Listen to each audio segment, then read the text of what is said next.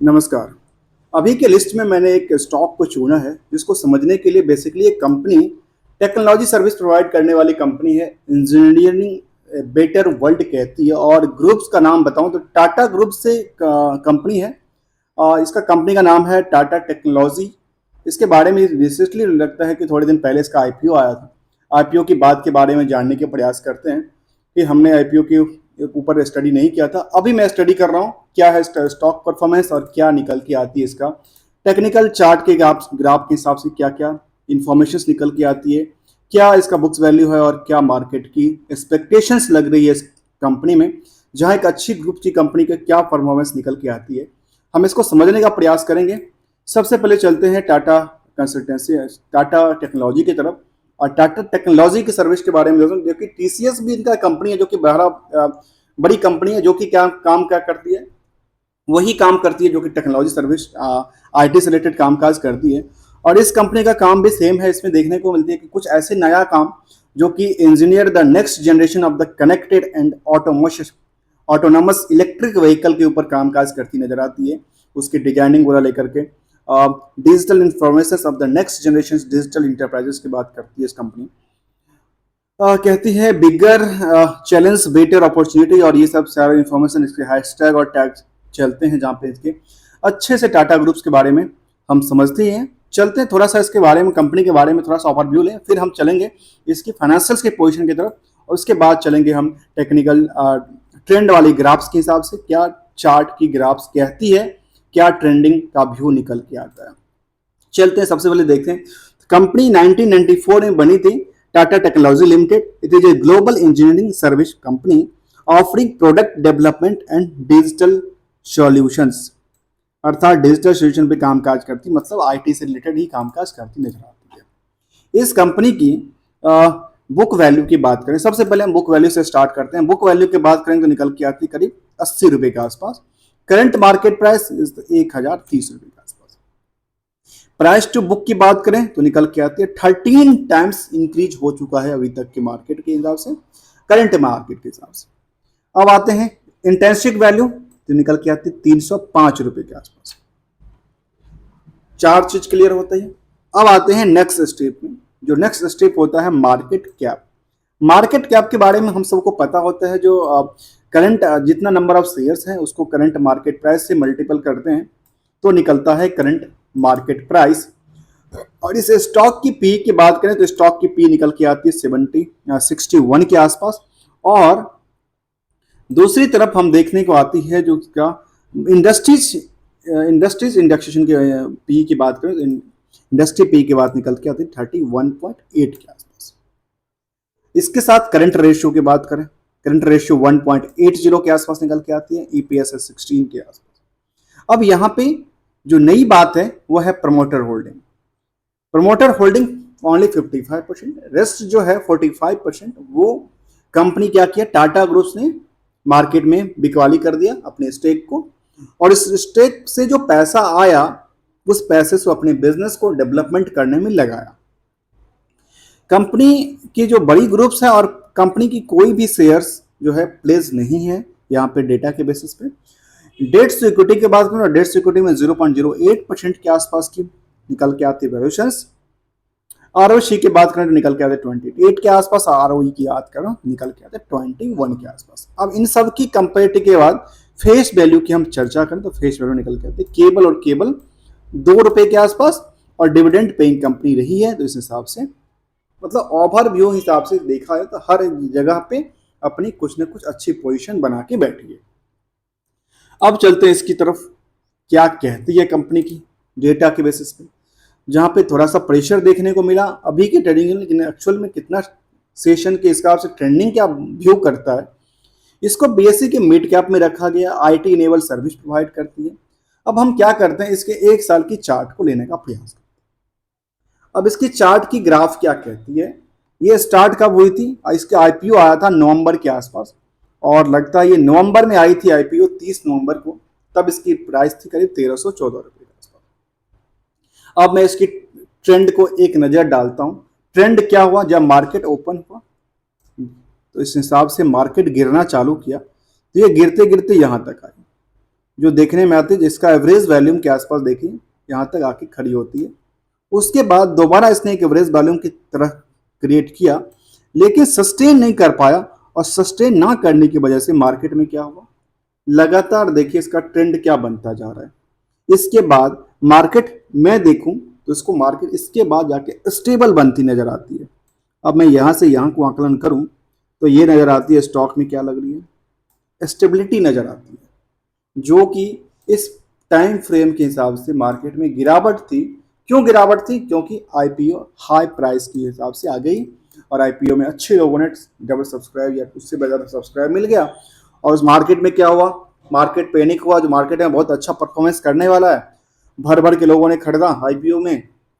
उसके बाद मार्केट में क्या हुआ, गिरावट का सिलसिला जारी हुआ, क्योंकि जो स्टार्टिंग में लेते हैं, कुछ मोटिव्स ऐसा होता है, मैं कहता हूं, जो आईपीओ ही आईपीओ में पैसा लगाते हैं, कुछ मोटिव होता है इन्वेस्टमेंट का, जिनमें टाइम फ्रेम क्या होता है, इसमें टाइम फ्रेम की बात करें तो 2 से 3 हफ्ता की बात होती है, जहां पे आपने पैसा लगाया और 2 से 3 हफ्ता में आपके पास पैसा रिटर्न आ जाता है, और चाहे वो लॉस में आए या प्रॉफिट में आए। तो अक्सर जो टर्म हमने देखा वो देखा, जो अक्सर तो आईपीओ तो प्रॉफिट ही निकलती है। तो इसका प्रॉफिट गेन क्या था आईपीओ में, आईपीओ की प्राइस क्या थी, इसके लिए भी थोड़ा सा चर्चा करते हैं, क्योंकि इसके लिए एक वेबसाइट्स है, जो वेबसाइट्स मैंने भी खोजा था और गूगल से ही, और उस वेबसाइट्स की चर्चा करते हैं तो क्या निकल के आती है। मैंने एक वेबसाइट्स का नाम लिख रखा है, न्यू लिस्टेड आईपीओ वाला है वेबसाइट्स, जहाँ पे देखने को आती है जो टाटा कंसल्टेंसी, जो टाटा ये सर्विस, ये टाटा टेक्नोलॉजी कंपनी जो है, इसका जो आया था वो कब आया और इसका क्या बेनिफिशियली दिया, ये निकल के आया था सितंबर के अंदर, सॉरी नवंबर में। तो हम नवंबर तक चलते हैं और नवंबर में जाते हैं, तो नवंबर में क्या निकल के आता है, हम अभी फिलहाल दिसंबर में हैं, और चलते हैं थोड़ा सा और पीछे क्रम में चलते हैं, हम आ गए नवंबर के अंदर, टाटा टेक्नोलॉजी के ऊपर आ गए। टाटा टेक्नोलॉजी में क्या निकल के आई, आईपीओ प्राइस 500 रुपये, लिस्टिंग डेट 30 नवंबर, और लिस्टिंग प्राइस कितने का था, 1200 रुपये का। सोचिए आईपीओ प्राइस कितने का था, केवल 500 रुपये का, लिस्टिंग कितने हुआ मार्केट में, 1200 रुपये में।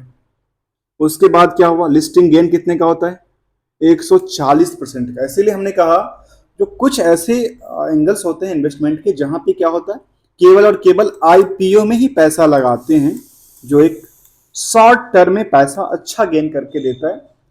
दफा कुछ जगह पे थोड़ा सा डाउनसाइड होता है, अदरवाइज मैक्सिमम पोजीशन ये होती है जो अच्छा खासा पैसा देता है, और रिटर्न भी आपके पैसे जो पैसे हैं वो 2 से 3 हफ्ते मैक्सिमम, आपने पैसा लगा 2 से 3 हफ्ते में आपके पास रिटर्न आ जाता है। आज के डेट में कितना है करंट मार्केट प्राइस रिटर्न, आती है 105%। कैश मार्केट प्राइस हमने देखा ही। चलते हैं आगे और आगे समझते हैं इसके बारे में थोड़ा सा और ओवरव्यू के तहत, जहाँ पे मार्केट में क्या थी, अभी गिरावट देखने को मिला। अब आते हैं इसमें लेटेस्ट की तरफ, जहाँ पे कंपनी के लेटेस्ट अपडेट 18/6 को आया था। 18/6 को अर्थात कल क्या अपडेट आया कंपनी की तरफ से, उसने एक प्रेस रिलीज जारी किया। अब प्रेस रिलीज क्या था, सबसे 11 तारीख को प्रेस रिलीज दिया था, 18 को प्रेस रिलीज किया। प्रेस रिलीज किया गया, कहता है press release, Tata telecom technologies collaborates with the Microsoft and Tata motors, अर्थात माइक्रोसॉफ्ट एमएस जो कि माइक्रोसॉफ्ट कंपनी है computer IT services, and Tata motors to drive innovation with the innovents हैक्ट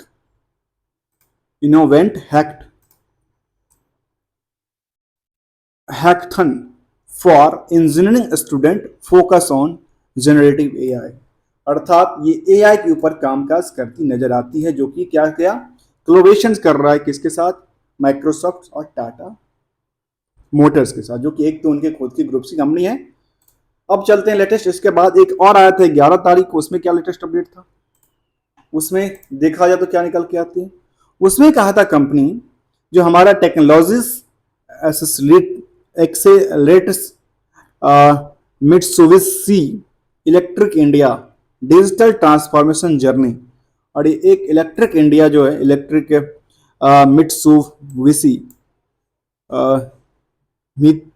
Mitsubishi electric India digital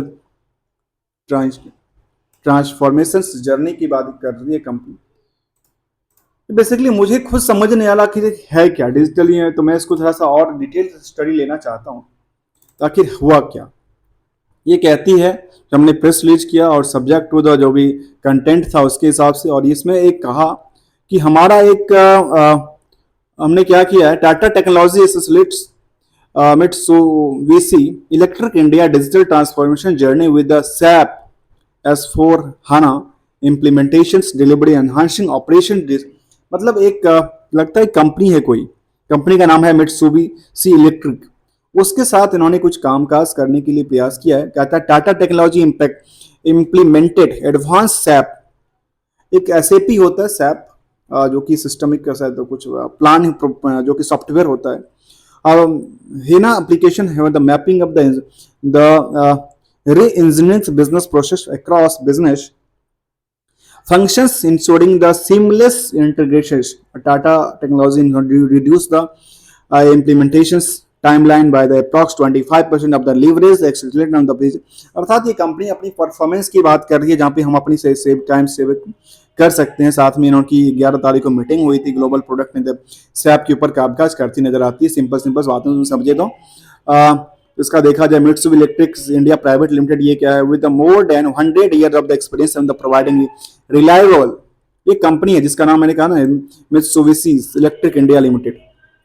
ये company के साथ क्या क्या हुआ, जो कंपनी क्या करती है, high quality product Mitsubishi Electric corporations जो कि टोयोको की हिस्सा recognised hard leader in the manufactures marketing and the sales of the electrics and electrics equipments use in the information providing the. Electric की बड़ी सी कंपनी है, वो काम काज करती नजर आती है इनके साथ कुछ। इसके साथ देखा जाए company recorded consolidated groups sales इतना, और ये इनके पास 37.3 बिलियन का इनके पास निकल के आती है। फिजिकल ईयर 2023 तक का डेटा निकल के आती है यहाँ पे। इसके साथ इनका कुछ कामकाज चलता, सैप के ऊपर कामकाज करता नजर आता है। ये इसका लेटेस्ट अपडेट था। अब आते हैं कंपनी की तरफ और दोबारा चलते हैं इसके फंडामेंटली की तरफ। और कॉर्पोरेट एक्शन में कंपनी का देखा जाए तो डिविडेंड का पार्ट करीब करीब 8 रुपए के आसपास डिविडेंड दिया था। कंपनी का फेस वैल्यू 10 कितना था, फेस वैल्यू इस कंपनी का 2 रुपये या 10 रुपये। दोबारा चलते हैं, फेस वैल्यू कंपनी का थोड़ा 2 रुपये के आसपास और कंपनी डिविडेंड दे रही है करीब करीब 8 रुपये 40 पैसा, अर्थात स्पेशल है। इससे पहले कंपनी ने डिविडेंड दिया था अभी रिसेंटली 13/6 को ही, किसका सब पार्ट है इसके पास डिविडेंड का part, special dividend plus final dividend, अर्थात मान लेते हैं इसको 10 रुपए के आसपास डिविडेंड टोटल देती है। अर्थात 2 रुपए के फेस वैल्यू पे 2 रुपए के फेस वैल्यू पे 10 रुपए का डिविडेंड मिलता है।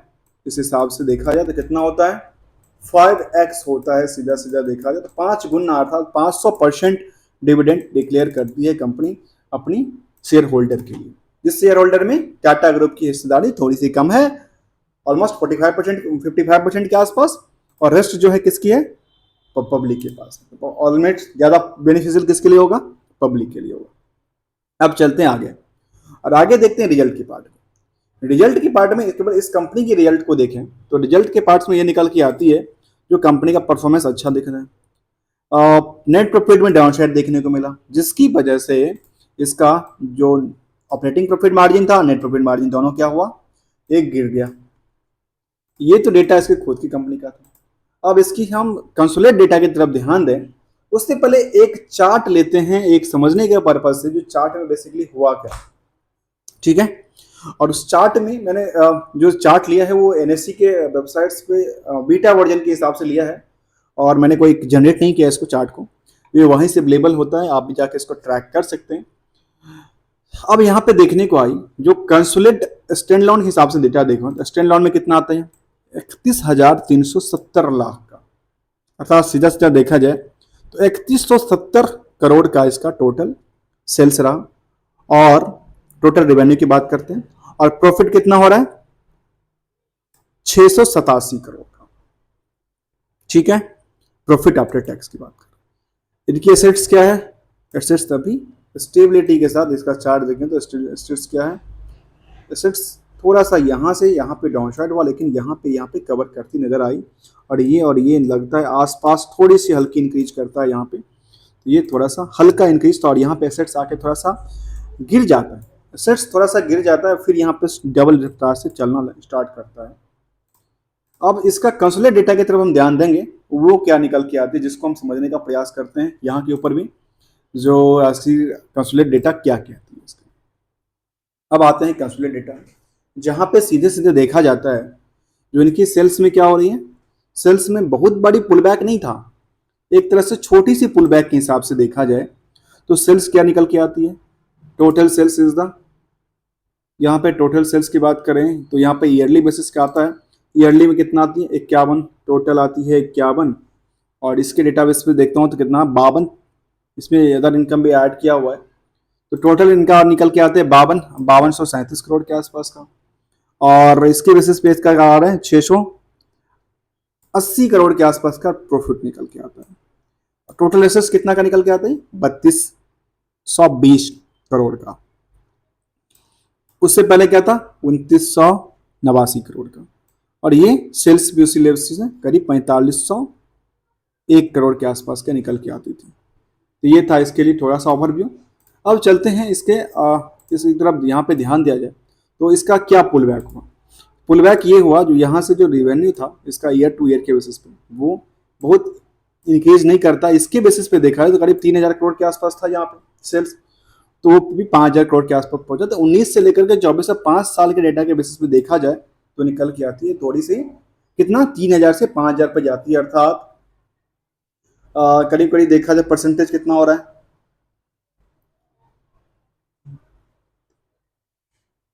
इसके बाद देखा जाए तो ये निकल के आती है जो इसके बेसिस पे क्वार्टरली का देखो तो क्वार्टरली क्वार्टर अच्छे खासा परफॉर्मेंस करती नजर आती है कंपनी। और ट्रेंडिंग बना है 157 करोड़ के आसपास का, इससे पहले 60 करोड़ 170 करोड़ के आसपास का निकल के आया था। ईयर टू ईयर को देखो कंपेयर करके देखो, टू ईयर में क्या निकल के आते हैं 680 करोड़ के आसपास, और इससे पहले 680 करोड़ का कभी आया नहीं था। अर्थात यहाँ पे अच्छी खासी बुलिश नजर आती है परफॉर्मेंस के बेसिस पे। अब आते हैं कंपाउंड सेल की तरफ, जो कि हिस्टोरिकल डेटा बेसिस पे यहाँ पे थोड़ी सी 26% के आसपास की ग्रोथ, 29% के आसपास देखने को मिला है। ग्रोथ लेवल की बात करें तो थोड़ा सा अच्छा है, फिलहाल यहाँ पे आके थोड़ा सा डाउन शेड है, ये कुछ है नहीं, और यहाँ पे थोड़ा सा अच्छा देखने को मिलती नजर आती है। इस कंपनी में भी हम वही चीज चेक करेंगे, क्या डेटर्स का पार्ट, क्रेडिटर की पार्ट में क्या रेशियो निकल के आती है। इनके पास 82 दिन पैसा आता है, और 82 दिन पैसा आता है, अर्थात मैं इसको डेटर्स को देखूं तो डेटर्स क्या कहती है, इनका डेटर्स कहता है हमारे पास कितना है 1112 करोड़ के आसपास। 1112 करोड़ का इनका डेटर्स है, और कितने दिन में आता था दोबारा चलिए, आता है 82 दिन में, अर्थात 3 महीने के बाद पैसा मान लेते हैं इसको। तो 3 महीने के बाद पैसा आता है, अर्थात ये जो इनका सेल्स है 4400, ये इसका अर्थात लास्ट क्वार्टर का पैसा होना चाहिए था। और ये क्वार्टर का बेसिस पे देखा जाए तो कितना था क्वार्टर का सेल्स, क्वार्टर में ही सेल्स था इसका टोटल देखा जाए तो करीब 1200, 1300 और 1300 2600 करोड़ के आसपास। इस 2600 करोड़ में जो पैसा अटका पड़ा होगा अभी किसका पैसा कब आता है, कब आता है 89 दिन के बाद, अर्थात 3 महीने के बाद पैसा आता है। इस हिसाब से क्या करूं, इन क्वार्टर को और इन क्वार्टर को ऐड कर दूं, इन दोनों क्वार्टर का ऐड कर दूं, कितना था 2600 करोड़ के आसपास। और 2600 करोड़ के आसपास में जो डेटर्स की पार्ट है वो निकल के आती करीब 1100 करोड़ के आसपास,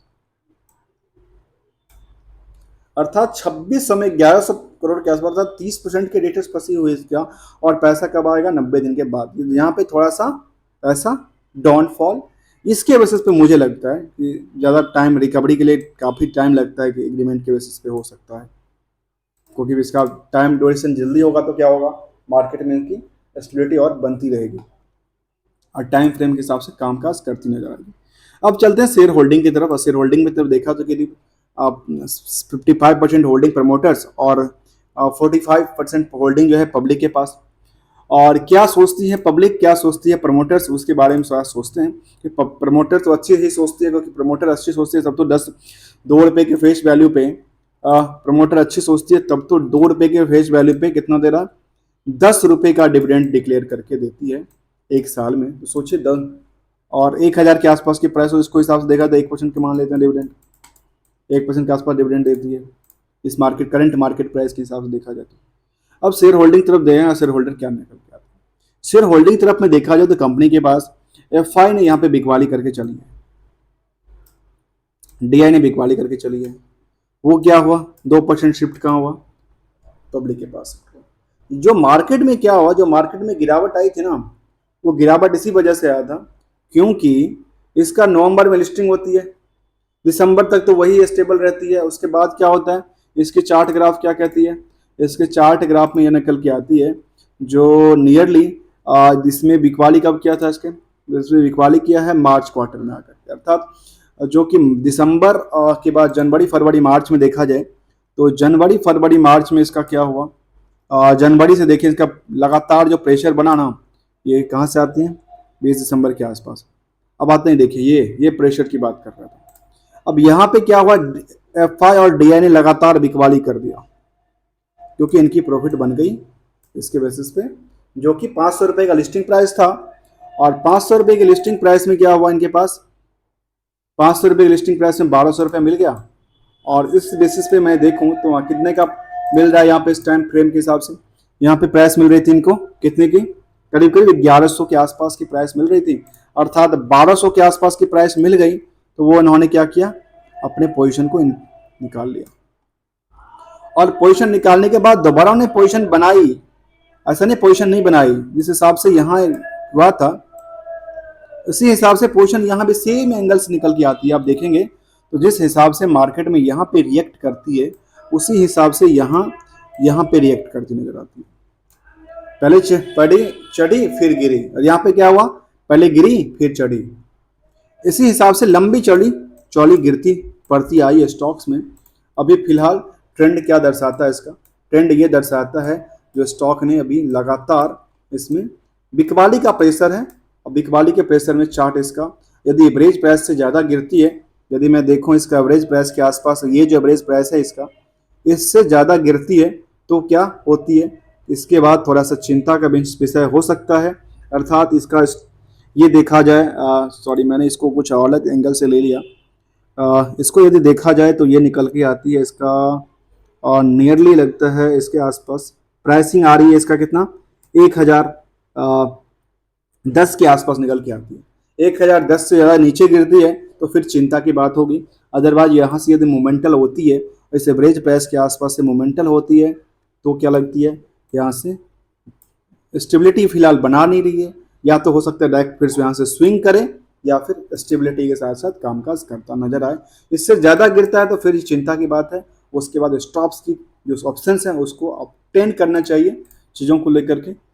चलते हैं आगे, और आगे चलते हैं इसके देखा जाए तो निकल के आती है, हमने शेयर होल्डिंग को समझा, शेयर होल्डिंग में कुछ पार्ट को देखो जो डीआई में क्या निकल के, डीआई में कोई भी नहीं है। पब्लिक के पास देखा तो पब्लिक में कुछ बड़े नाम्स, इसमें से कुछ जो भी जो कि देखने को आती है करीब 9-10% के आसपास, और ये थी अर्थात 10, 4, 14, 16% के आसपास जो पोजीशन है वो मुझे लगता है जो कि इसमें टाटा ग्रुप की एक तो खुद की निकल के आती है, अल्फा निकल के आती है, टीपीसी राइस निकल के आती है, पीटीसी, तो इनकी हो सकती है ग्रुप की कंपनी हो, ये फॉरेन कंपनी हो उनकी, या फिर कोई बॉडी कॉर्पोरेट इन्वॉल्व हो, जहाँ पे इस कंपनी का नाम करती है जर्सी इंडिया लिमिटेड, अर्थात ये जर्सी जो की कंपनी है। तो ये हमने इसको समझने का प्रयास किया। अब जाते हैं लेटेस्ट अपडेट की तरफ, और वहाँ निकल के आती है क्या, वहाँ पे चार्ट के बेसिस पे देखें परफॉर्मेंस लेवल आज के डेट में तो क्या निकल के आता है। तो हमेशा देखने को आती है आज चार्ट के बेसिस पे, जब भी से स्टॉक देखा जाए तो स्टॉक में क्या थी, एक लगातार गिरावट देखने को मिली। यहाँ पे स्टेबिलिटी कभी नजर नहीं आ रही है, चलती है, मैंने यहाँ देखा ना, यहाँ जिस तरह से चलती है ना, जैसे यहाँ पे जाके गिरने के बाद सीधे जंप कर दिए, अर्थात यहाँ पे स्विंग की ऑप्शन बनती है, यहाँ पे स्टेबिलिटी नहीं बनाती है, सीधे सीधे स्विंग की तरफ कामकाज करती है। तो या तो सीधे गिरती है या सीधे चलती है, स्टॉक में दो ही चीज़ है। स्टेबल कामकाज करती नजर नहीं आती स्टॉक में, क्योंकि टाटा ग्रुप से लिंक करता है स्टॉक्स। इसको हमने समझने का प्रयास किया, जहाँ पे हमने अभी आज तक के लिस्टिंग के बाद की हमने चर्चा की, जहाँ पे लिस्टिंग प्रॉफिट के हिसाब देखा जाए तो 500 से स्टॉक की प्राइस कहाँ चली जाती है, 500 से लेकर स्टॉक की प्राइस करंट मार्केट प्राइस में 1000, अर्थात अभी भी अच्छा खासा परफॉर्मेंस 200% के 100% के आसपास का एक्स्ट्रा परफॉर्मेंस कर चुका था, 2x के हिसाब से कामकाज करती नजर आती। 500 स्टॉक की प्राइस ऑलरेडी बढ़ चुके हैं, 100% आसपास इंक्रीज कर चुका है स्टॉक की प्राइस लिस्टिंग प्राइस से। लेकिन लिस्टिंग प्राइस से देखा है तो लिस्टिंग प्राइस से क्या हुआ, लिस्टिंग प्राइस से ये डाउन साइड देखने को मिली है। दोस्तों वीडियो अच्छा लग रहा तो लाइक शेयर सब्सक्राइब करना ना भूलना। Thank you so much for joining here. हम बात कर रहे थे टाटा टेक्नोलॉजी के बारे में, जो कि हमने फंडामेंटल से लेकर के टेक्निकल ट्रेंड तक की बात किया, जो कि टेक्नोलॉजी से रिलेटेड कामकाज करती है, जिसमें इंडस्ट्रीज की पर कामकाज, जो IT इनेबल सर्विस भी कामकाज करती नजर आई है। Thank you so much for joining here.